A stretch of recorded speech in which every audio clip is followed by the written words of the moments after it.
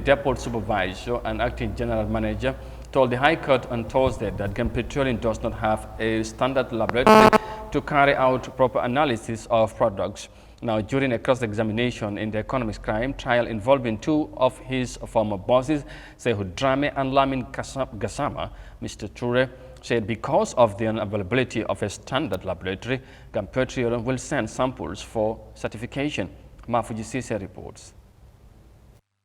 The acting operation manager informed the court that the traders are also required to produce or provide certificates of quality, adding that exhibits P25-1 to P25-4 are all certificates of quantity based on the outturn figures. According to him, after taking samples, products and visual inspectors, which is carried out to check sediment and particles in the product, key check products, density and temperature to detect whether there is water in the product, and also conduct color rating and carry out a laboratory test to ensure quality analysis. The witness told the court that he worked for Gambia Petroleum for 12 years from 2012 as a gantry operator or loader of tanker trucks and became depot supervisor on December 6, 2018 and climbed the rank of the loading bay. He said his former office is responsible for loading tanker trucks to date. According to him, the role of the depot supervisor is to ensure that the entire ground of operation is conducted safely, tanker discharging of the vessels and supervising the tanker loading in making sure they are done properly in line with Gambia Petroleum requirements. The acting operation manager further informed the court that the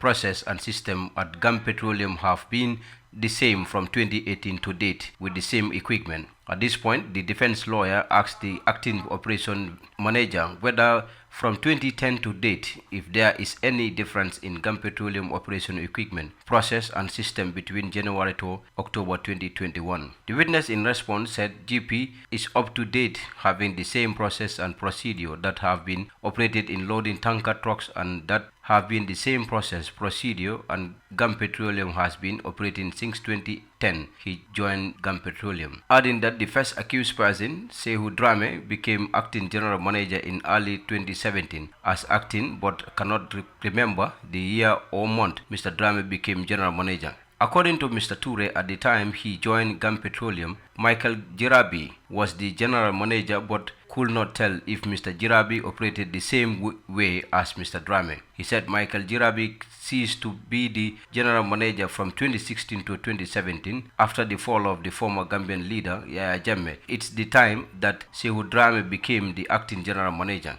Mr. Toure further informed the court that the second accused person, Lamin Gassama, became the operation manager in December 2019, and before then, Mr. Amanda Basi, commonly called Mohamed Basi Jr., was the operation manager. PW2 noted that Amanda Basi left Gambia Petroleum without doing proper handing over to the second accused person and that there was no reconciliation between the physical and the book balance between Amanda Basi and Lamin Gassama. The depot supervisor explained that the oil marketing companies that he mentioned in court all have trade agreement with Gambia Petroleum, and the relationship between GP and OMCs is based on through code contacts. He pointed out that all the international traders have inspectors at Gambia Petroleum and their roles are to inspect the stock of the traders and ensure quality and quantity are maintained for each vessel and make sure the outturn quantity that Gambia Petroleum receive is intact and also monitor the stock. Mr. Toure underscored that between January and October 2021, the various traders have the inspectors at the Gambia Petroleum ground and the product of various traders coming with one another and have products with the same characteristics, and for one to know if the products are the same characteristics, one has to know the products before knowing the specifications and quantity. For Eyeafrica News, I am Mafuji Sise. Thank you, Mafuji, for that report, and of course the ongoing trial involving two officials of Gambia Petroleum continues at the High Court in Banjul, and of course, as you heard, there is the latest development as the cross-examination continues. One of the witnesses says Gambia Petroleum has no laboratory for test of products. Interesting. Yeah, anyway, xam nga moom tuuma nit ci nit ñi mën a am interest lu mu mënta rey foog affaire yi ñu jaar mu leer ak yu bari yi ci xew mon ñang yëf yaa ngi kon nit wéy léegi fu mu nekk ñu ngi déglu nit ñi nga xamante ne ci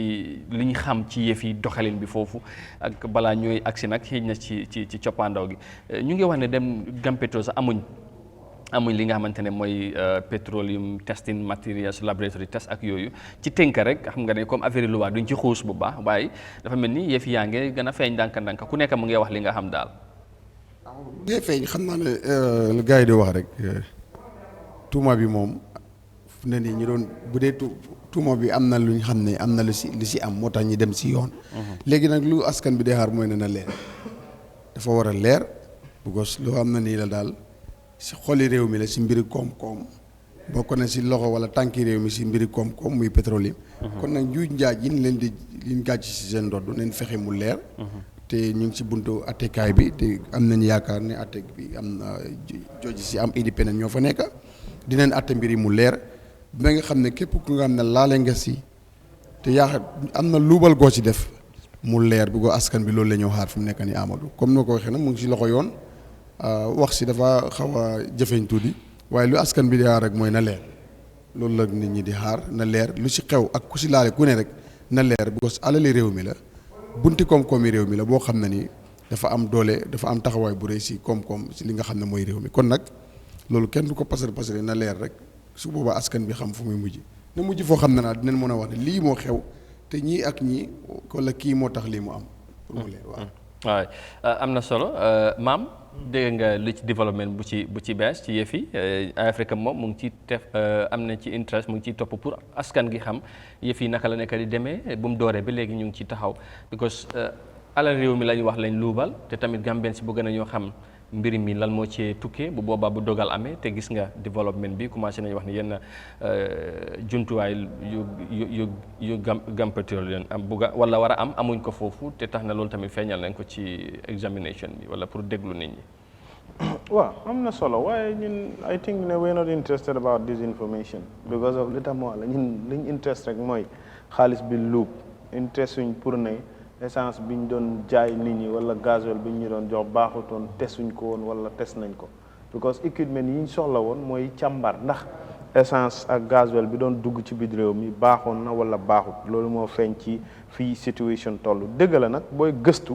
foog nga bàyyi xel ci li weesu ngir nga mun cee sukkandiku ci lépp lu jëm ci dogal yi nga xam ne moo war a am waaye right now Gambian si liñ gën a bàyyi xel ak liñ nekk di xaar rek mooy fan la wanante di mujje gëtam ci luubal ak njuuj njaaj yi nga xam ne am na ci ndodd ñuñ ko teg am na ñu toog di defend wala di nekk witness pour leeral li nga xam ne moom moo nekkoon di am ak yu jëm ci yu nu mel waaye as of now comme ni nga ko waxee ni yëfi luwaa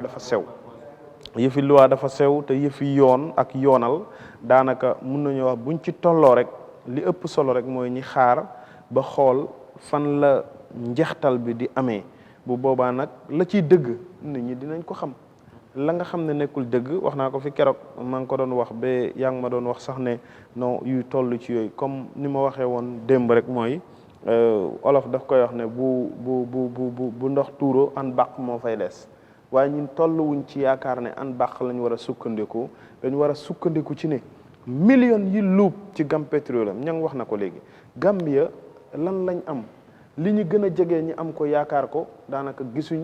njëriñ bi mooy wàllu mbay mi lu dul loolu ndox mi la ak li nga xam ne moom moo nekk energy sector bii muy lépp lu nga xam ne daanaka dafa bokk ci jumtuwaay yi doxalinu dundinu doomu aadama yi muy essence bi di gasoil bi nga xam ne tey jii leer nañu ne suñ koom-koom buñ ko doon xayma ci li muy dugal ci biir réew mi boo ko bàyyee xel daanaka koom-koom bu duun la bu bëri loolu nag bu ñaari nit wala ñett wala ñenn ñi nekk ci secteur bi jël loolu di ko pasaree di ko yàq lu jar a jël jéego la lu jar a jël ay matuwaay la ba ëllëg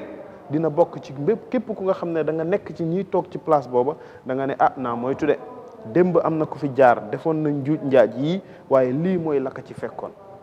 loolu mooy li ci ëpp solo moo tax lépp lu ci war pour gëstu lépp lu ci am pour ñu war ko leeral dañ ko leeral ba Gambien yi gis ne lii mooy li am ci keesu Gam Petroleum bi lépp lu nga xam ne loi la mu war a tegee ci kaw ñi def njuuj njaaj yi tamit loi nekkul fi pour kër kenn nekkul fi pour kenn képp ku nga xam ne da nga xëtt sarta loi dafa am yoon ci yow loi mun na koo def waaye nag fii yëf yi toll xam naa ne Cheikh Mahfouji moom mu ngi ci liggéey bu am solo dinañ ko bàyyi yëf yi rek moom mu def ci li ci war ba fu wanante di mujj gëtam njeextal bi ñun ñuy bàyyi ko xel gis nga gaa yaa ngay waaxu de waaw kay waaw waaw waaw waaw waaw waaw am na noonu solo la. su ko defee mu ngi noonu